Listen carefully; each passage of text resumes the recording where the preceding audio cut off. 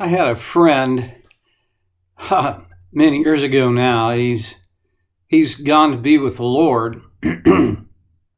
He was a minister, a preacher at a church in Guthrie, and I was at Highland Park in Tulsa. This was back before email, and it's back when you made a long distance phone call, even within the state, cost money. Before cell phones and all of those fun things. My friend Gene was blinded by diabetic retinopathy, and I admired him on many levels because even with what was genuinely a handicap, he wasn't disabled. It was a great friendship. Kind of an unlikely one, but a great friendship nonetheless. Well, we corresponded back and forth with snail mail, which we didn't think of as snail mail. We just called it mail. And we'd write about our struggles and our victories, our concerns, and all of those things back and forth about our work in church and just our life, just friendship type stuff. And I don't remember the rest of the letter, but there is one letter that is forever lodged in my memory because of how he closed it out. The last line was, "Be kind to my friend Steve today." I have reflected on that phrase hundreds of times, maybe thousands by now. I realized I tend to be, in my role as a minister, a pastor, a helper, counselor, etc. I tend to make an effort to be kind to everybody but me. It was and I'm not sure Gene thought how powerful that would be, but it was. Words of encouragement are very powerful. I think Peter knew this, certainly the Holy Spirit did. He closes his letter with a word of encouragement. And we looked at this last time from 1 Peter 5 in verse 12. "With the help of Silas, whom I regard as a faithful brother, I have written to you briefly to encourage you and testify that this is the true grace of God." And we talked about the grace of God and how when it is at work in our lives, when we open ourselves up to the grace of God, it is the mechanism through which God empowers His work in our lives through the Holy Spirit. It's a complex kind of thing, and yet it's simple. Say yes to God's grace. And then he says, and speaking of this true grace of God, he says, stand fast in it.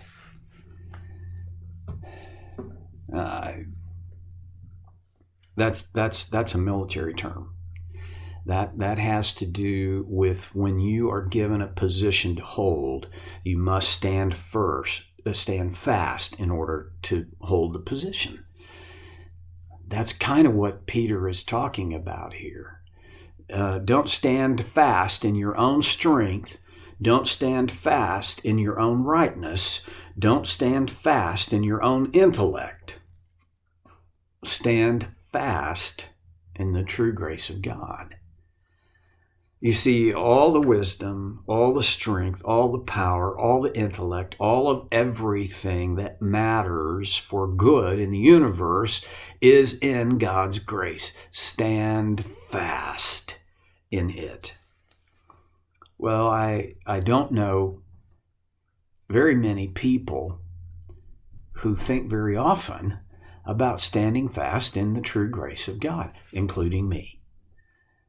And maybe that's a good reason enough for Peter to write, hey, by the way, I wrote to encourage you and to testify that this is the true grace of God, which, by the way, should be the most encouraging thing of all. Now, stand fast in this true grace of God. Well, he goes on, and he closes by offering greetings. She who is in Babylon, chosen together with you, sends you her greetings, and so does my son Mark. Let's think a minute about that. She who is in Babylon, who is this? Well, there are, that I can find, a couple of interpretations. One, and I think this is very broadly assumed and accepted, is that this is the church. The church is generally always referred to in the New Testament in a feminine gender. The church is considered the bride of Christ. And so, I mean, it makes sense. And in terms of language, it makes sense that it would be in the feminine gender as well. This could be a reference Peter is making to the church in Babylon. Is that Babylon in modern Iraq? Is that the Babylon of ancient times? Or is that a symbolic identification for the city of Rome? Now, several times in the New Testament, especially in Revelation, Babylon is, I mean, it's generally agreed upon that Babylon is a symbolic name for the city of Rome. And it was the center of virtually everything, of government, of economics, of commerce, of the military, well, it was the center. In the similar way as in its day, Babylon would have been the center of the world in that sense. Well, so it's possible, and maybe even probable, that Peter is referring to the church. He says that they are chosen together with you, and that indicates this commonality, that we are all members together of this chosen group. I came across a very interesting possibility as well that I had not considered, and I'll toss it out only because it seems worth at least considering. There is a possibility that when he says, she who is in Babylon, he could be referring to an individual woman. And again, I mentioned last time one of my favorite Bible commentators is William Barclay. And he offers this: what if, just what if, this is a reference to Peter's wife? See, in the book of 1 Corinthians, as Paul defends his authority and his status, although it's not so much the status, just his role as an apostle, he is talking to the immature Corinthians about how, if you want to get down on the level of rights, don't I have the right? And he begins listing a few things. And one of the things he says, don't I have the right to bring a believing wife as Peter has? Well, all right, it'd be easy to brush past that, going, right, Peter, wife, Peter. No, don't run past it too quickly here, because that is at least an indicator, although I don't know that you could use it as an absolute proof, but it certainly is an indicator that Peter's wife was with him on his travels, his journey. Is it possible that Peter's wife was there in Rome? And a lot of people believe that Peter wrote this letter from Rome. And Peter is saying, in a symbolic language for reasons I don't know, and I would be pretty suspicious of anybody who said that. Oh, I know exactly why he would do that. Well, okay. Anyway, is it possible that Peter is saying, "Hey, my wife sends greetings. The bride sends greetings"? I don't know. I just think that's an interesting possibility. At any rate, she would have certainly been a part of the church in Rome at that time. Well, and then he says not only his wife, but so does my son, Mark. We talked a little bit about Mark before. Mark was, by this time, a pretty mature individual. I don't know his age. I know that when he was running with the disciples, he was young, probably late adolescence. He was with the apostles in the garden when Jesus was arrested. And in fact, there's a little bit of a possibility that he probably shouldn't have been there, because he was in his, what I would think of as his nightshirt. And when Jesus was arrested, he ran, and somehow he lost his cloak and ran, essentially in his underwear, ran home. Oh, that would have been,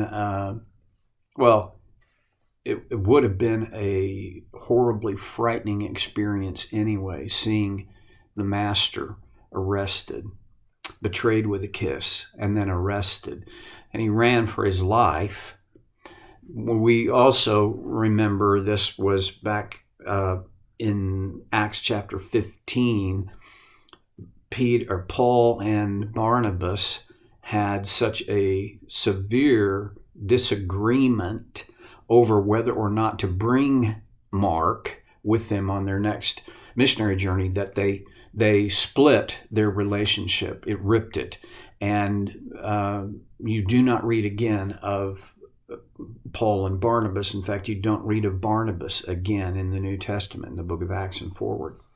So, and yet, Paul, writing to Timothy, says, and by the way, send John Mark to me because he would be useful to me. That there is somehow some sort of reconciliation there. And now Mark is with Peter. There are a lot of scholars who believe that when Mark wrote his biography of Jesus, Peter was his number one human source. Inspired by the Holy Spirit, it's possible that Mark was the secretary, I don't know, the scribe for a lot of Peter's remembrances. We don't know. Now, this letter was not scribed by Mark. It was scribed by Silas. But Mark was there, and Mark has a status with Peter. He calls him my son.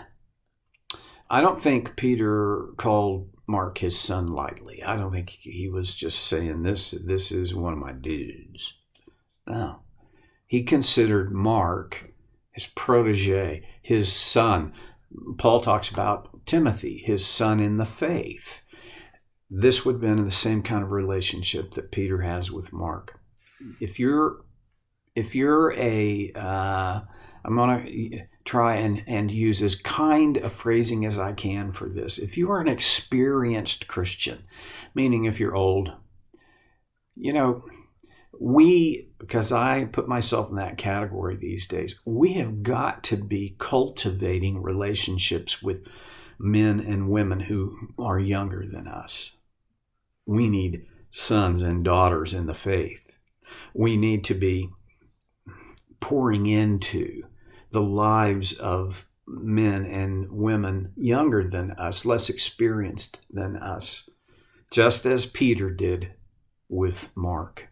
So my challenge for today is, who is your Mark? Who are you parenting, for lack of a better word? Our culture today uses the term mentoring, and that's really what it comes down to, I suppose. But is there anybody in your life that you're giving yourself away to in that way? Begin here and ask God to bring that person across your path. I strongly advise that it not be someone of the other gender. It needs to be a male for a male and a female for a female, but it needs to happen. That's one of the ways maturity is passed along from generation to generation within God's family. And then we are within a nose of the finish line when we start next time on So Care with Stevie Boy.